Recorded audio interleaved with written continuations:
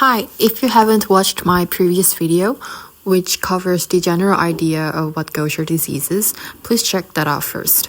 This video will be much easier to understand if you watch that one beforehand.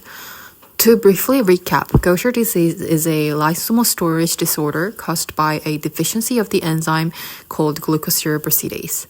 This enzyme normally breaks down a lipid called glucocerebroside. When the enzyme is deficient, glucocerebroside accumulates inside lysosomes, particularly within macrophages. This buildup leads to damage in organs such as spleen, liver, and bone marrow, and in some cases, the nervous system. Gaucher disease is classified into three main types: type 1, the non-neuropathic form; type 2, the acute neuropathic form; type 3, the chronic neuropathic form, and there are rare variants known as the perinatal lethal form and the cardiovascular form. Treatment for Gaucher disease falls into two major categories. The first is enzyme replacement therapy, which involves intravenous infusions of recombinant glucocerebrosidase, such as imiglucerase and vilaglucoserase alpha. Enzyme replacement therapy is highly effective at treating visceral blood-related and skeletal symptoms in type 1 and type 3 disease. However, it cannot cross the blood-brain barrier, so it is not effective for neurological symptoms. The second category is substrate reduction therapy. These are oral medications such as miglustat and eliglustat. They work by slowing the production of glucocerebroside, which reduces its accumulation. Eliglustat is used only for type 1 Gaucher disease.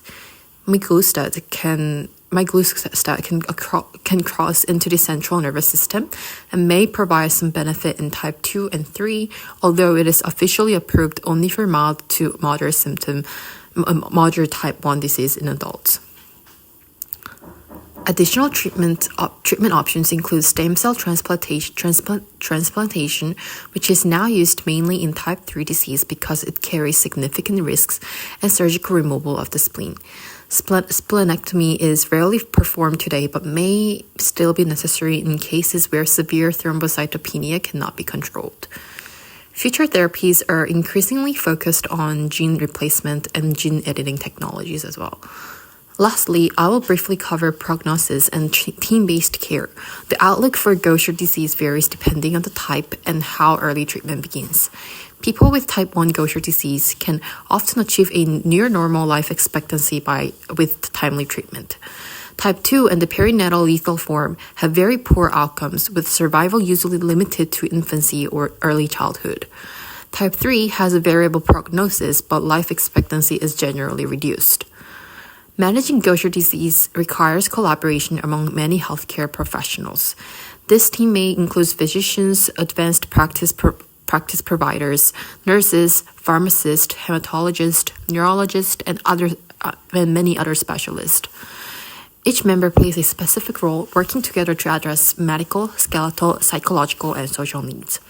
Clear communication and coordinated care are essential for improving outcomes and quality of life for individuals living with Gaucher disease. That's it for today. Don't forget to like and subscribe. Thank you.